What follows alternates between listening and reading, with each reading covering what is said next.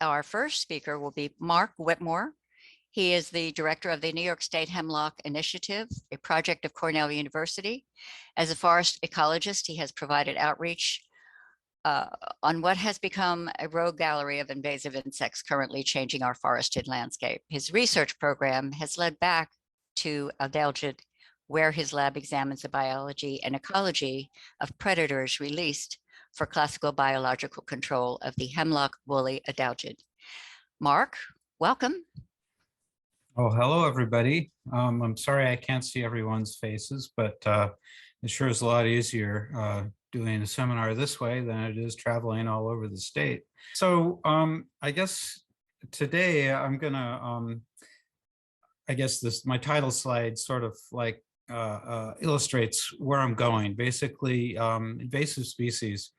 In my career, it's amazing. Invasive species weren't even, but maybe somebody thinking about it and mentioning it every once in a while. But now invasive species in the forests have become, I think, the biggest thing in forest health. And so I sort of want to go through, sort of where we've been with the invasive species in the forests and where I see the trajectory of this rogues gallery of actors, yeah, just some thoughts on what to think about for the future. So basically native forest pests, pests that have been a part of our forests for thousands and thousands of years, they actually are beneficial in my mind. What they do is they take out the weak individuals in a stand. And if you see this picture in front of you of this spruce and pine stand in Colorado, I like this because you can see there's a few brown trees in the background, and these are being taken out by bark beetles. And so what they basically act as is like a predator, just taking out the weak antelope, like a lion taking out the antelope in a herd, and basically strengthening the genetic pool of those that are remain to reproduce.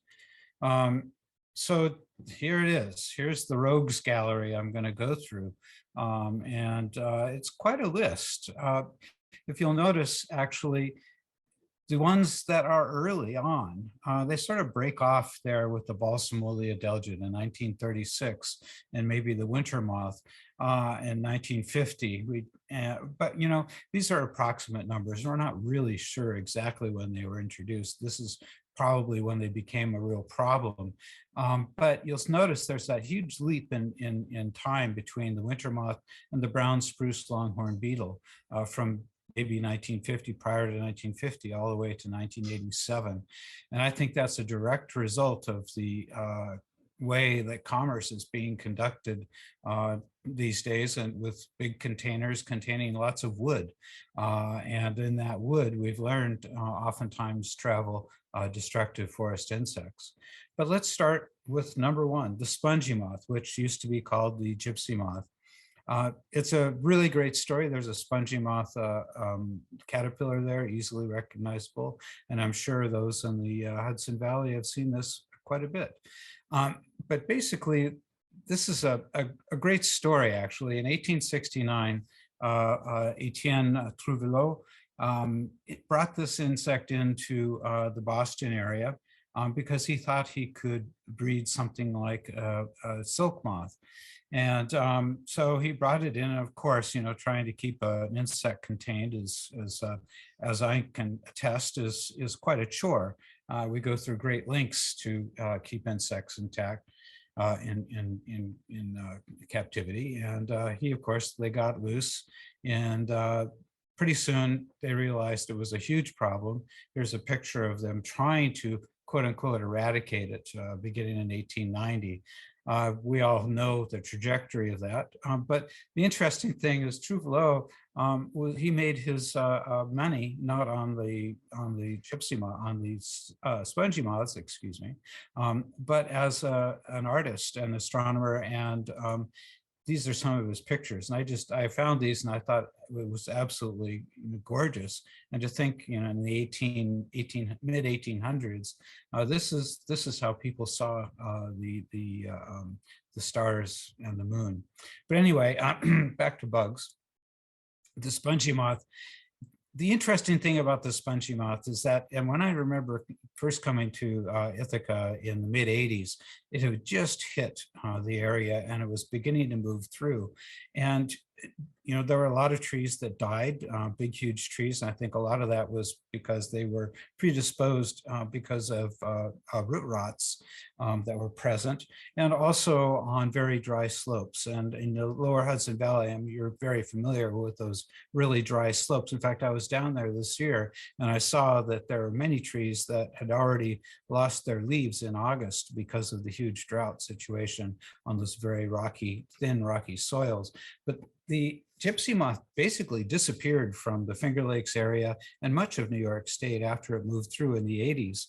And then for some reason, back in 2020, way back in 2021, it popped up again. And it was significant defoliation in many areas of the state. And I'm still confused about that. I'm still still scratching my head. Why did it choose 30 years to pop up when if you go down into Pennsylvania, it comes up regularly. It's a yearly thing. They've been dealing with it for year in and year out, whereas we've been pretty much free of the spongy moth. And that's primarily because of the persistence of fungal and viral pathogens. And so this year, indeed, in 2022, populations seemed to collapse, but they were still pretty heavy in some of the areas of the Finger Lakes. The real tragedy of it is that I learned now, my specialty right now is working with hemlock trees and the hemlock woolly adelgid. And unfortunately, the hemlock trees are pretty much the only tree I've seen killed with just 1 year defoliation by the spongy moth. I hadn't seen this before, of course, because I've been up here in New York State where the spongy moth hasn't been such a big deal. But I learned from my friends in Pennsylvania that indeed hemlocks and white pines are actually a preferred species in their mind. And so when their rating stands as far as the danger of that insect goes, they actually include the density of hemlock and pine as an advantage to the spongy moth. Here's a picture of the egg masses. I mean, this is surveying in wintertime. Right now, actually, is a really good time, or when the leaves are off the trees, is a good time to tell if you're going to have an infestation coming back.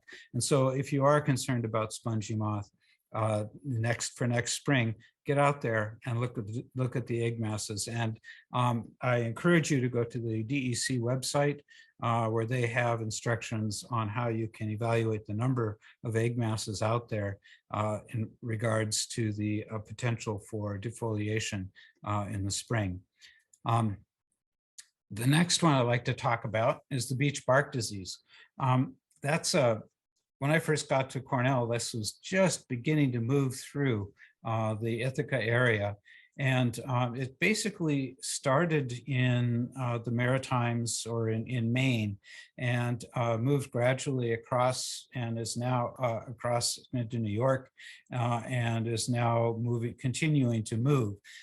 It's an interesting combination of an insect. Here you can see it's a scale insect. And it causes this white fuzzy mass to be formed of steroid waxes, actually.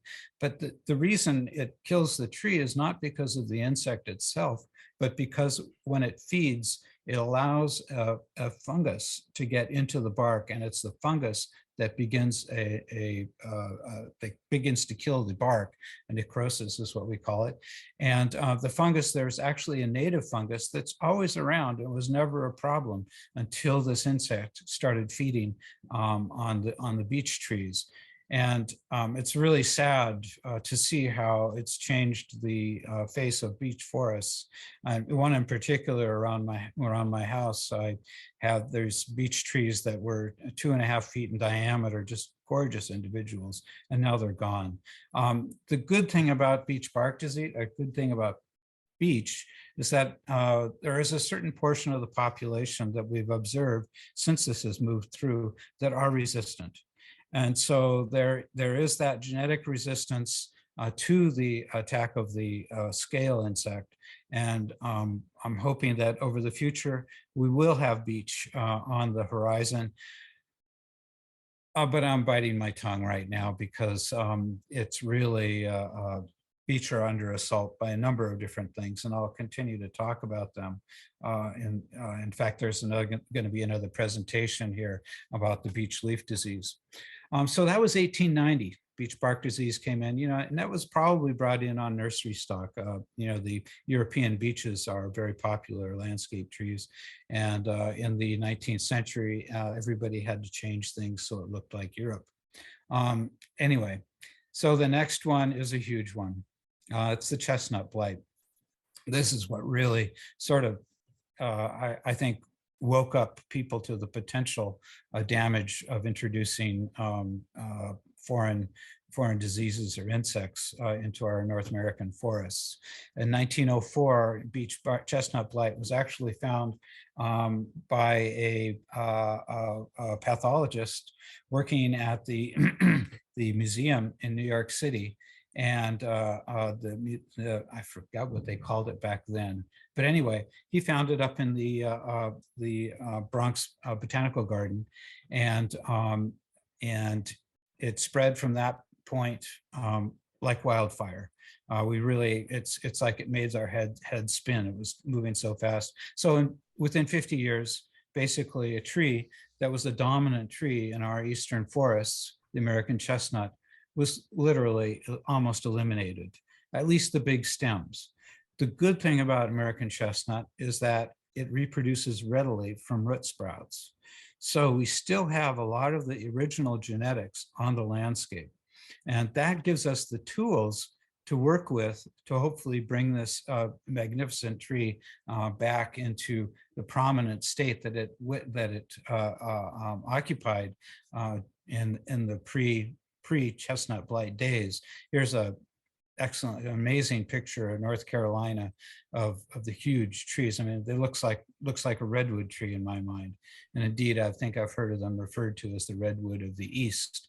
The interesting thing that I learned, though, is that it's likely that human activity made chestnut become one of the more important trees, one of the most common trees on the East Coast, because they reproduce readily. And with their root sprouts, they can actually be an aggressive forest tree in taking area that is opened up. So as land was cleared, whatever, by humans, it actually, forest ecologists think that it actually helped increase the abundance of chestnuts across the landscape. Luckily, there are efforts now, breeding efforts, as well as genetic work to make a chestnut that is resistant to the chestnut blight.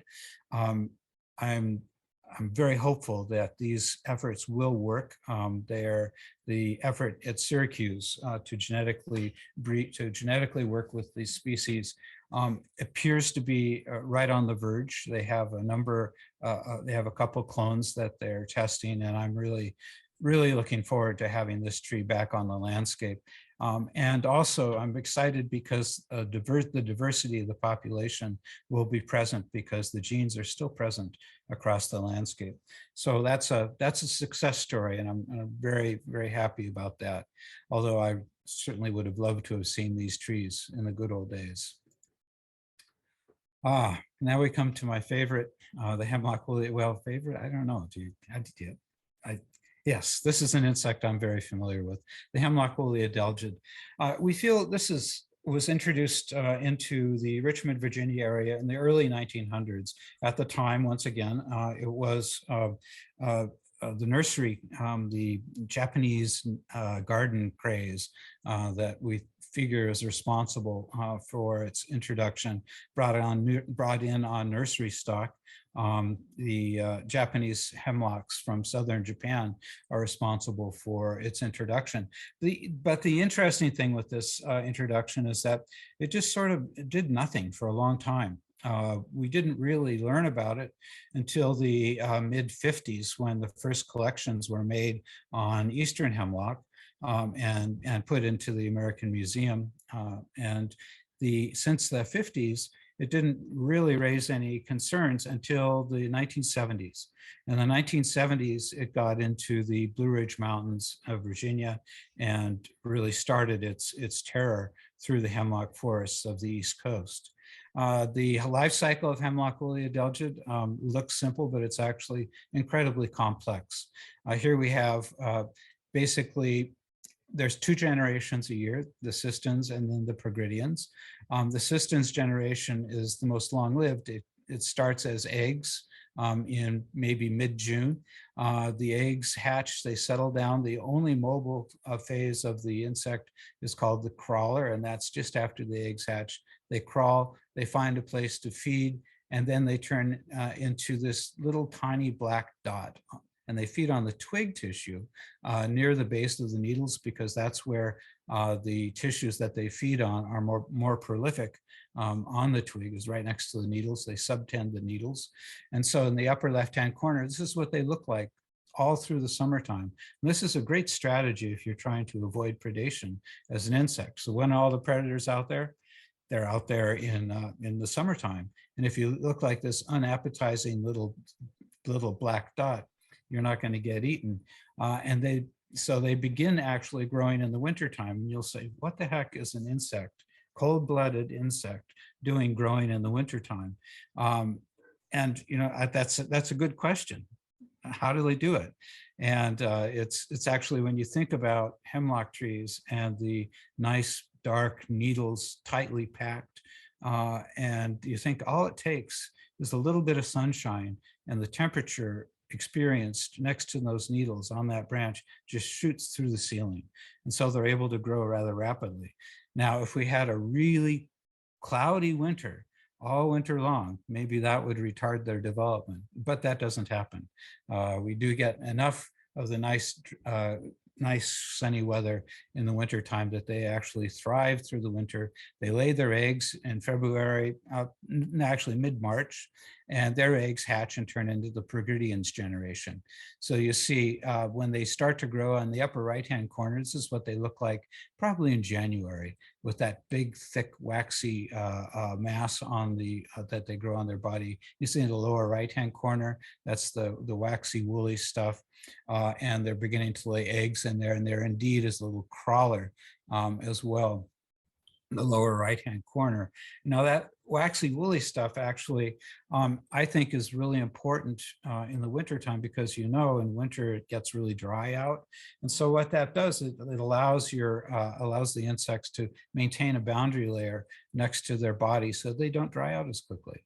But anyway, so that's the insect's life cycle. On the left, you see that they have the winged adult going to spruce. Spruce is actually what they call these primary host of the adelgid. And that's because spruce is where they have sex. Significantly, there's no sex on hemlock trees, which makes it very convenient for this insect. All you need is one insect to settle down, and you have a whole new population developing. In North America, both on the West Coast and on the East Coast, we have yet to find a spruce that is acting as its primary host. So in North America, it's all asexual reproduction, and that's a huge problem when you consider that each one of these insects can produce perhaps up to 100 eggs, and that's 100 squared eggs from one individual settling down in one season. A huge reproductive potential, and you don't need to have sexual reproduction. So that's why they're so successful. This is a picture of where they actually feed on the twig, the xylem ray parenchyma cells. So they put their mouth parts deep into the twig tissue to feed. And as they do that, what they do is they inject a salivary hormone to sort of like fatten up the food. And when they do that, what it does is it elicits, the feeding actually elicits a behavior of the tree, a chemical behavior of the tree to basically wall off that wound. It's a non-specific behavior that was described by Alex Shigo, a pathologist, where he found that trees mobilize secondary chemicals to come into the tissues that are damaged, and that will inhibit or the growth of fungi in the tree, and it'll localize fungal growth so that it won't take over the tree and kill it. And so when it does that for the hemlock woolly adelgid, what it does is it clogs up the conductive tissue, going to the brand new buds that are growing. Here you can see a picture of those brand new buds on the old twig, bright green buds. That's the best way to tell if you have your tree is impacted by hemlock woolly adelgid, is that when it's heavily impacted, it won't produce those nice new buds because the conductive tissue is clogged and there's not enough nutrients getting to the developing buds for them to grow.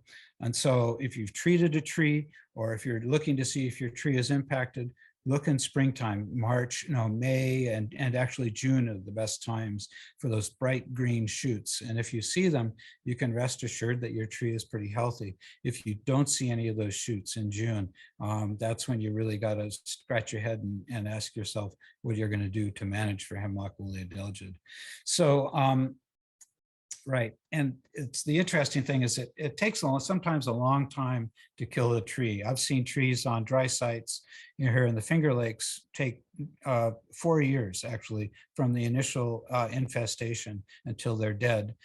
Usually it takes much longer than that. In New York State, 10 years. I've even seen places where up to 20 years or more the trees have been infested. They don't look very good. And I think that they're probably on their way to mortality, but they do persist for a long time.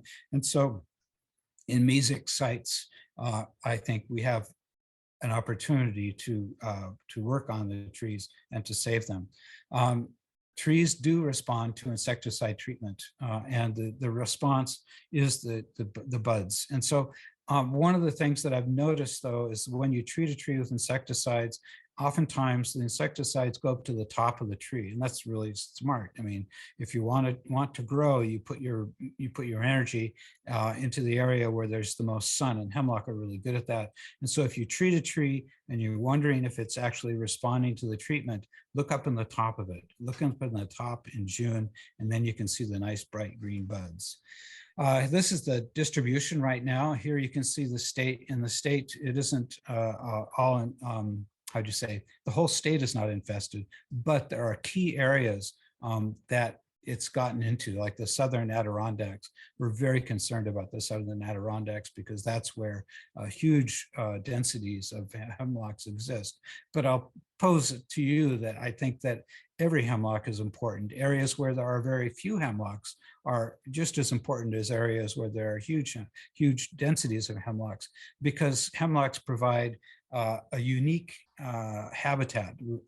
Ecologically, we refer to them as a foundation species. Basically, they provide a habitat that is irreplaceable to the species that depend on them for their survival. You know, think about the dense stands in the wintertime and the snow accumulating all around. The animals, they go to areas where hemlocks are because that's where the snow is not very common. I mean, that's where the snow it's intercepted by the dense canopies of the hemlocks as opposed to the hardwood forests. And indeed, when you consider the shade provided by the hemlocks and the slowing of the melting of the winter ice, it keeps the streams cooler, and the cool stream temperatures are essential for the reproductive success of the native brook trout, which is a huge question right now. I think there's an effort to get out there and really look at the brook trout populations and conserve them. So there's still a lot of room in New York State where we have hemlocks and we can act on them, but really I'm trying to work in areas where it's been, like the southern Hudson Valley, trying to implement the biological controls. One of the interesting things about New York is that for a long time they considered the hemlock woolly. Let me put it this way. When I grew up and I was learning forest entomology, I was working on the balsamwoolly adelgid, and I tried to get money to work on it because it was killing my favorite trees in the Pacific Northwest. And everybody sort of laughed at me and said, "Oh, don't worry about that. It's sensitive to cold temperatures. It'll never get east of the Cascades. It'll never get any place where it's cold." Well, I find the balsamwoolly adelgid up in Lake Placid right now killing trees, and the hemlock woolly adelgid is not far behind. I think that they adapt to cold temperatures. So we actually looked at the response to cold temperatures at two places in the state: a warm place, Teganic State Park, and the coldest place where they were at the time was Minekill State Park. And we found significant amounts of mortality, up to 90% in Minekill State Park. I thought that for sure the populations would disappear and I would lose a study site. Well, I was totally wrong. The populations, they just bounced right back. And there's a good reason for that. And I'll get into that here. In the meantime, I wanted to mention that the systemic insecticides, we are very fortunate to have some very effective systemic insecticides, imidacloprid and dinotefuran. Really, if we did not have these tools, we would not have hemlocks in some of the most beautiful places in New York State right now. I'm thinking some of the iconic parks like Minnewaska and here in the Finger Lakes, Teganic and Treman, and in Letchworth. These are, but I want to mention, these are indeed neonicotinoids, and there's a huge black cloud around the use of neonicotinoids, and quite rightly so. I mean, the indiscriminate use of neonicotinoids, I think, is impacting pollinator populations. But if we didn't have them, we would lose the hemlocks. And let me tell you, hemlocks are not visited by pollinators. They're a wind-pollinated tree. There's absolutely no impact to the pollinator population with the use of these neonicotinoids in the hemlock forests. And I think that without them, if we were not to have the use of neonicotinoids, we would lose the hemlocks, because the biological control that I've been working on is not going to be an immediate thing. So basically, with biological control, we're working at two different kinds of predators. There's a spring-summer feeder, and then there's the winter feeder. And what we've discovered is that we need to have both of those working on the population in order to reduce populations so that they won't be damaging the forests in the east. The interesting thing is that we have found through research on the West Coast, where the hemlock woolly adelgid is a native, that indeed it's the predators that are responsible for keeping the populations of the adelgid down to levels where they will not damage the trees. I grew up out west. I learned my forest entomology in Washington State, where the adelgid is very common. And I didn't even learn about the hemlock woolly adelgid because it is absolutely a non-issue out west. And then when I moved out here, all of a sudden I realized, whoa, we have a problem. Luckily, the predators from the Pacific Northwest that are damaging the populations there, they work out here on the East Coast, and we're working like crazy to get them going. So remember, there's two generations here. Here you can see in this graphic, we have the Sistens generation on the old foliage on the left, and the Progrediens generation on the new foliage. And so we have to have both predators working on both generations, because what we found is that when we first started working with the predators, we introduced the beetle on the left, the Laricobius beetle, and it wasn't impacting the populations at all. And that's because when you look at the tissue, the Progrediens generation of the adelgids settles down on the same tissues that their mothers have been feeding on. And so if the mothers have been reduced in populations by predation or by cold weather, there's more room for their daughters to settle down, and their daughters will be more successful. That's what we call the Progrediens rebound. And that realization just a few years ago was very important and actually spurred our work with the silverflies of the second generation, the feeders on the second generation. Here's another graphic of the of the system, where you have on the top, you have the adelgid growing, you have the 2 generations going from egg to adult, then egg to adult. And then the insects, the predators that feed on them. On the left, we have Leucobius nigrinus feeding on the cystins generation, feeding on their eggs, and then they stop.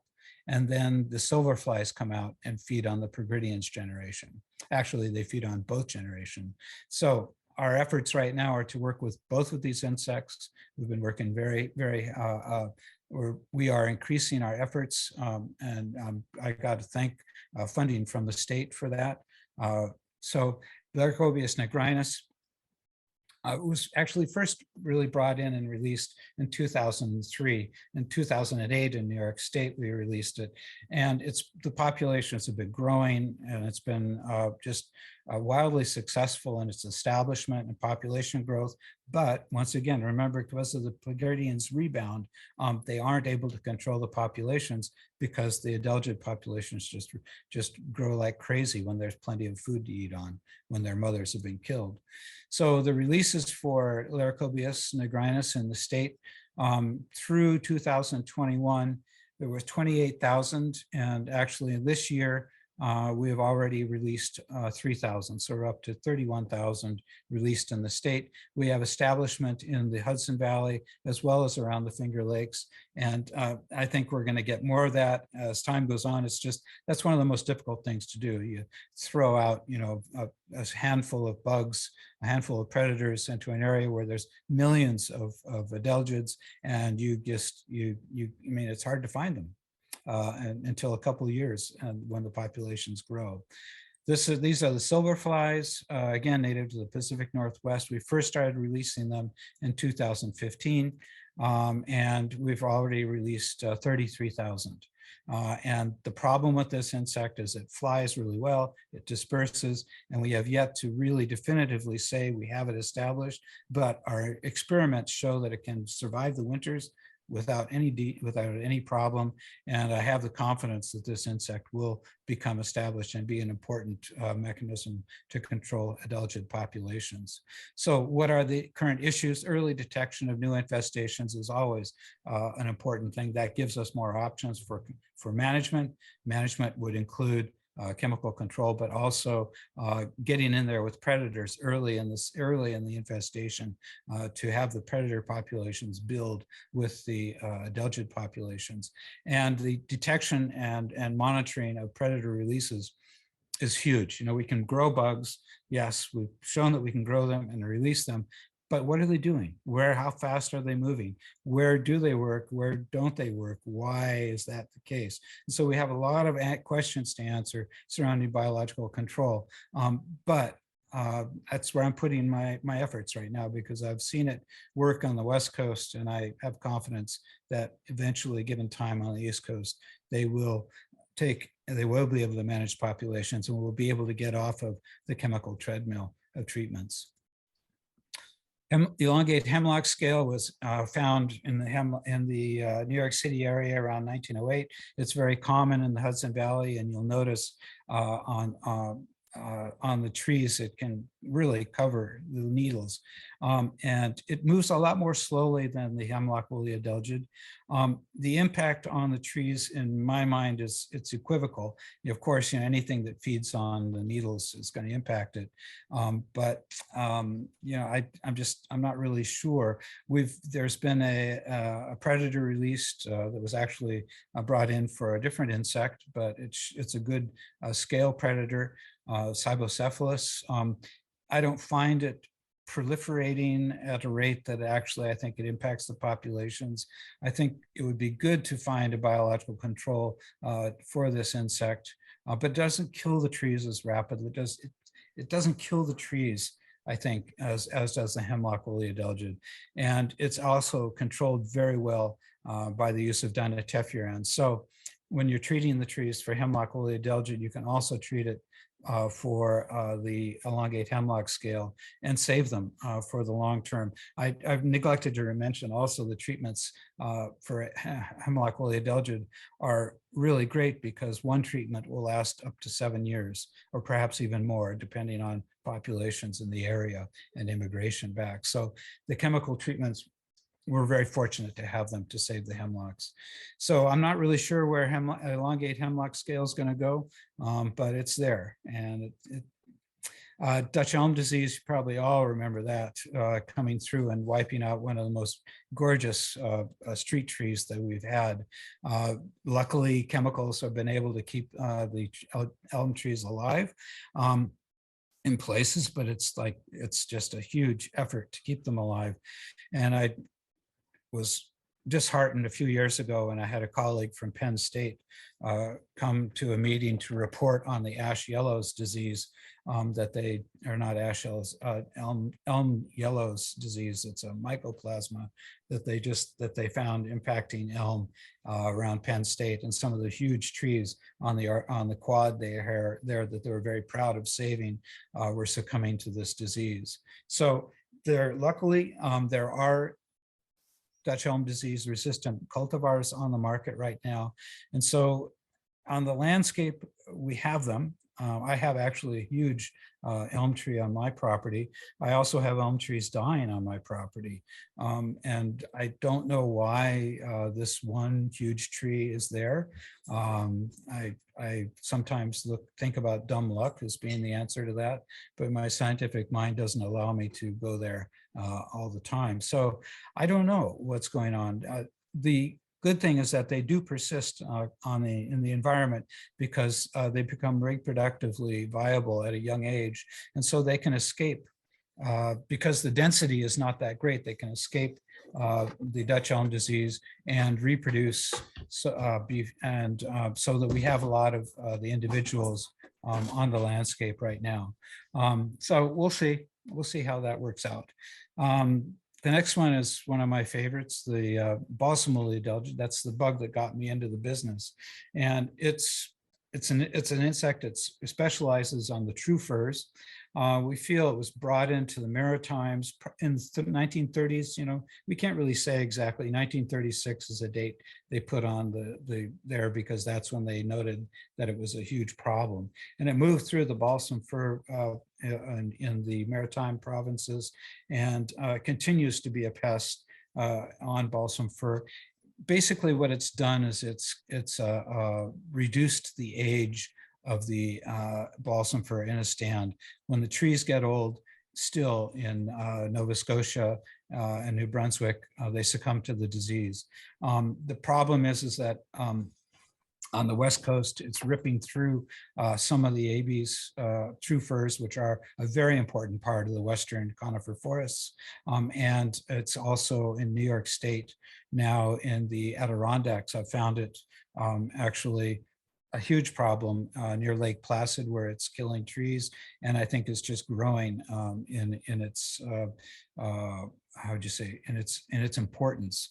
And the thing is that oftentimes you just don't really know what you got until it's gone, and this is the case. People don't really pay attention to the importance of the balsam firs in the Adirondacks and in the Catskills, and they are succumbing to this insect. There's never been any money to work on it. The Canadians did a huge biological control program, but it was not a very well run program, and it was dropped. So we're not really sure where this insect is going. It's definitely changing the demographics of the fir stands in our forests. So this is one that we're going to continue to watch. The winter moth, this is a huge problem in the Maritimes, and actually is one of the biggest success stories for biological control in forest insects. It started to defoliate the oak forests in Nova Scotia, and probably introduced prior to 1950. In the 50s is when it really became a problem, and they introduced a tachinid fly from Europe.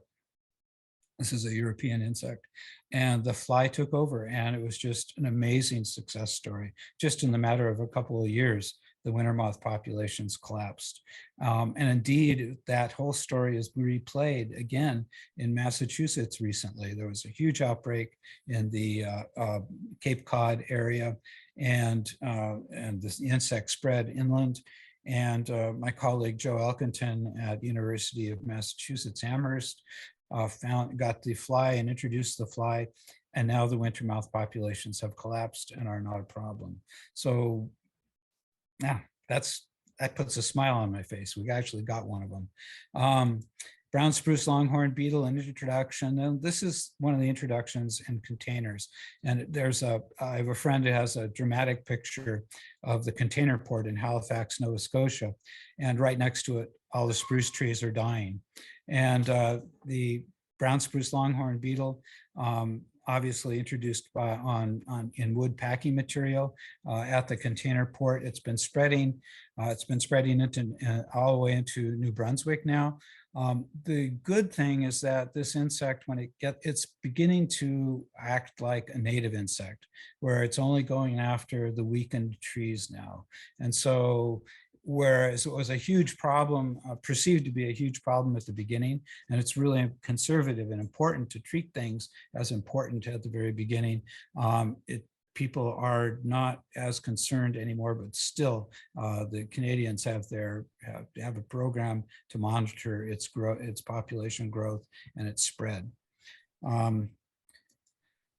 Good old emerald ash borer. Jonathan's going to talk about this in much more detail later. Introduced in the early 1900s, 1990s. It was interesting. I was giving a talk in Niagara County. Must have been 2004, 2005. It wasn't in New York yet, but I was getting people ready for it to arrive. And afterwards, a fellow comes up to me and he sort of meekly says, "You know what? I think that I'm responsible for bringing that into the United States." And I said, "What the heck are you talking about?" And he said, "Well, I was an automotive engineer in Detroit for many years, throughout my whole career. I just retired. But, you got it right. We first started bringing in parts from China in the early 1990s. And that's when we figured it probably got started. And so the story about the emerald ash borer is it's a native insect in Asia. They planted, it's on ash there are a scrubby thing, and they planted American ash trees as street trees there. And of course, the emerald ash borer found those trees after they had grown, and waste not, want not. What do? You chop them up, make boxes out of them, and send parts over to the United States. So that's, this is a simple life cycle. Jonathan's going to talk about it. 1 year life cycle. It kills the tree by feeding on the inner bark. The interesting thing to me is that, I worked on this really hard from the get-go in New York State. And what we found is that indeed it was the transportation centers that we feel it really got going. And you look at all these, the infestations from 2009 to 2017, and they are along the interstates and along the railways. So this is a great hitchhiking insect. And I think it's a good lesson for us to consider with the next insect that we're going to be dealing with. Who knows what that'll be, but it's important to recognize that this insect did utilize transportation corridors to get around.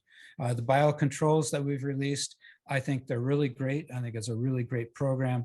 We need to really continue it. I think that in the long run, the biological controls will be an important part of maintaining ash on the landscape, as well as the resistance that's beginning to show up. And Jonathan will talk about that. The pesticides work. If I've treated 6 trees in my yard just to have them, and I'm, it's like I'm not going to just roll over and let the emerald ash borer have its way. So sudden oak death is a huge thing that was introduced. We don't know where it came from.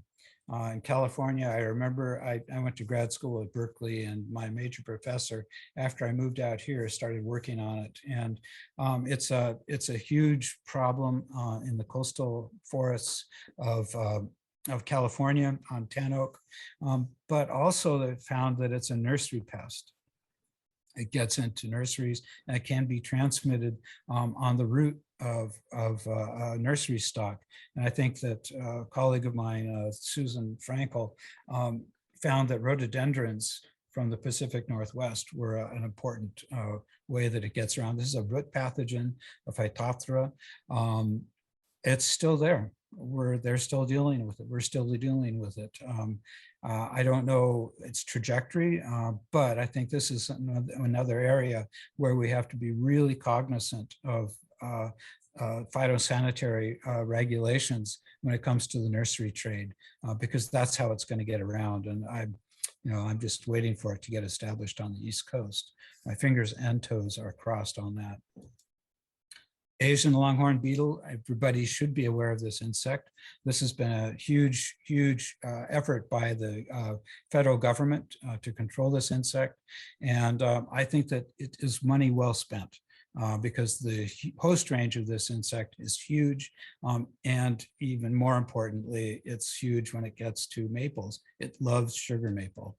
And I just can't imagine what it would be like here with a reduced sugar maple component in our forests. There was an economic study not too long ago that showed that the economic impact just in the United States, and be reminded that sugar maple is a huge economic impact in Quebec and in Canada. And they put the number at $600 billion. And I found that just astonishing. But we need more of that kind of analysis when it comes to these introduced insects. This is basically where they are right now. The lucky thing is that the Asian longhorn beetle is a big insect. It's slow growing. It doesn't spread really fast, but we're finding that it can in certain enclosed canopy situations. But eradication efforts have been proven to be effective. And yes, I think that is government money well spent to control this insect and to be diligent in its reducing its importation. It is an insect that comes from China. It comes on wood packing material. And I can't see our commerce with China slowing, but I think that we need to be cognizant that if we're diligent in our inspection of the wood packing material, we will minimize the number of instances when this gets imported and minimize the effort needed to keep it out of our incredibly beautiful sugar maple forests. Mark, you have about 5 minutes left. Thank you very much. I will try and limit myself. I'll talk faster. Thank you. Thousand cankers disease is another really interesting disease, and it sort of redefines what it means to have an invasive insect. Thousand cankers disease, we figure, came from the Southwest deserts and the border with Mexico, and isolated populations of walnut. And it got into the West and it caused huge problems. It really moved quickly through the black walnut forests, which were planted in Colorado. And it's another disease, insect disease complex. It gets into the walnut trees by the walnut twig beetle. The fungus then clogs up the conductive tissue and kills the tree, much like Dutch elm disease. It's called thousand cankers because you get all these cankers showing up on the branches of the trees, and that's what kills it.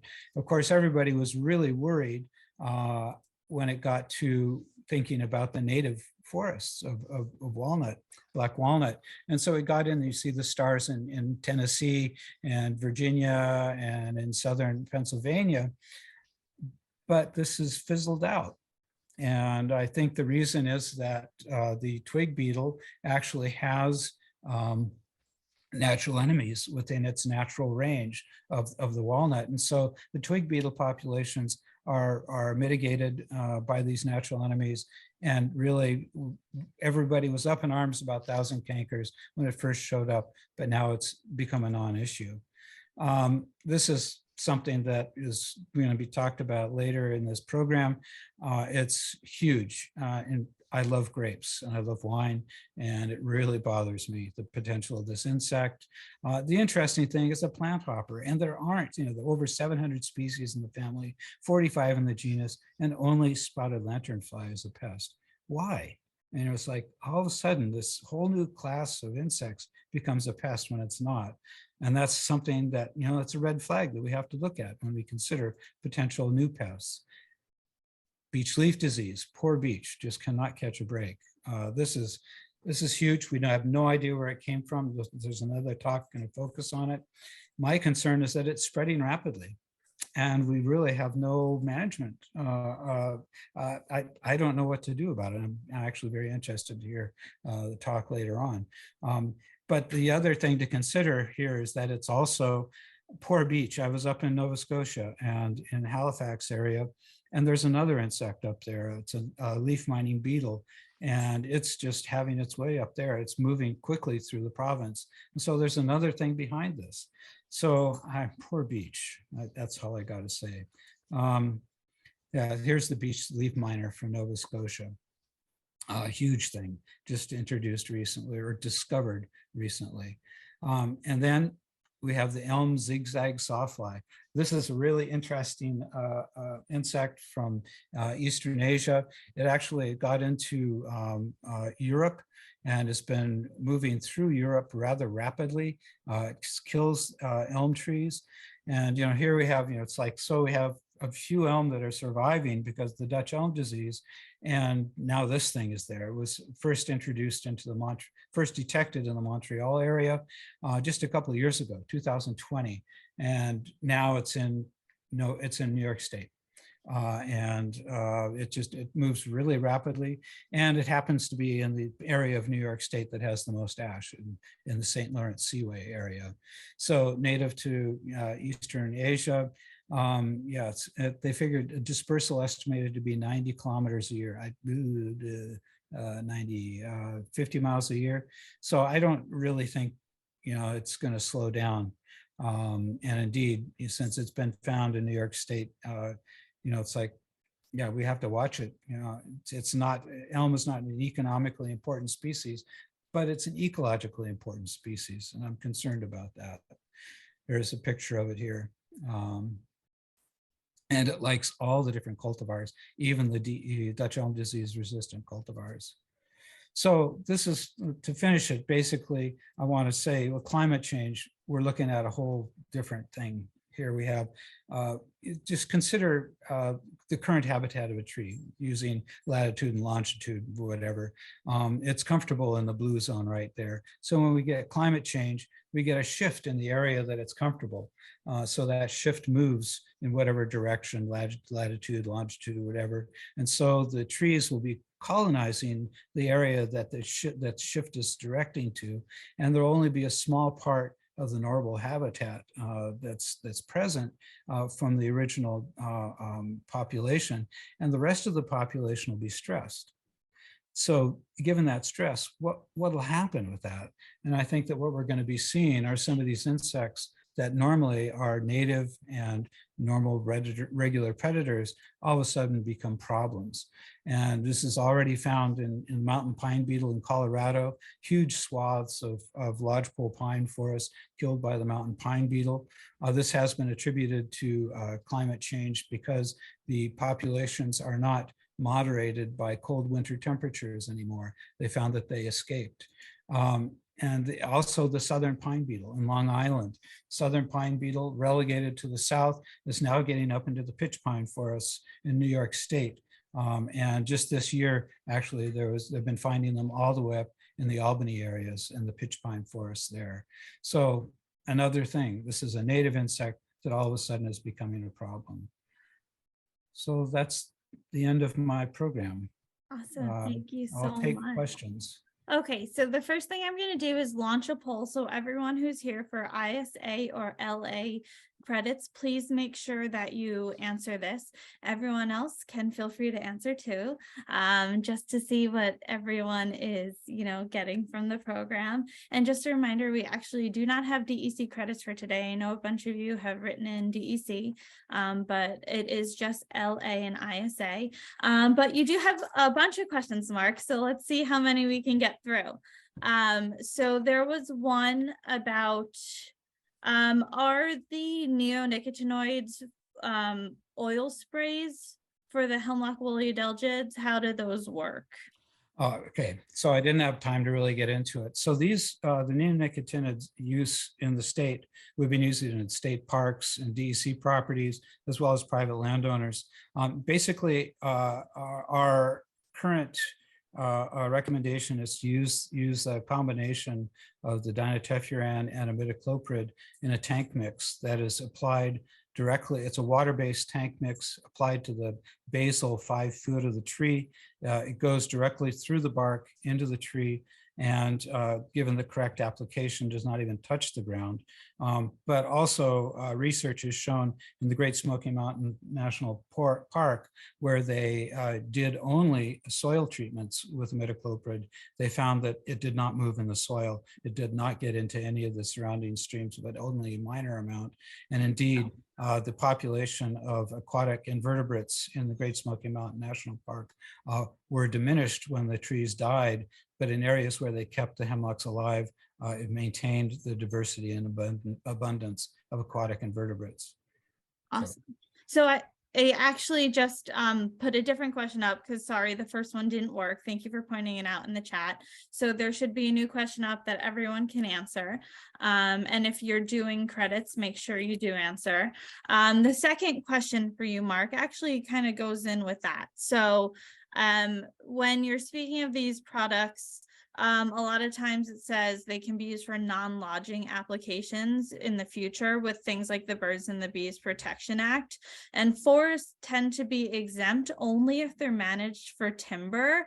And if they are not, it's considered ornamental. Do you know how this will work going forward within? No, I don't. I think the wording in the Birds and the Bees Act is really poorly done. And hopefully we'll be able to modify that to allow for responsible management of hemlock woolly adelgid in the hemlock forest, wherever they are, hemlocks in yards, because really there's no impact to the pollinators with treatment to hemlocks, and to lose such an important tree species on our landscape is just irresponsible when it comes to resource management, in my mind.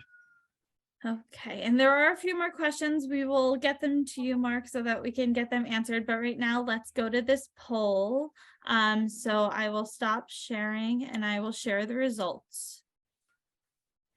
So it was the eradication is a management tactic that appears to be working for which of the non-native forest insect pests. And Mark, I'll let you take that one away. Oh, you want me to discuss it? Yeah, if you want to just give a brief overview. Well, right now, hemlock woolly adelgid, forget it. That thing's here to stay. I mean, that's the slipperiest dang bug out there. Just females, only it takes only one insect to start a whole new population. No, we're living with that. Emerald ash borer, yeah, its eradication showed that didn't work either. They tried to, but trying to eradicate an insect, you know, that's one of the first things I learned in entomology is that bugs got it figured out. Asian longhorn beetle, it's the one.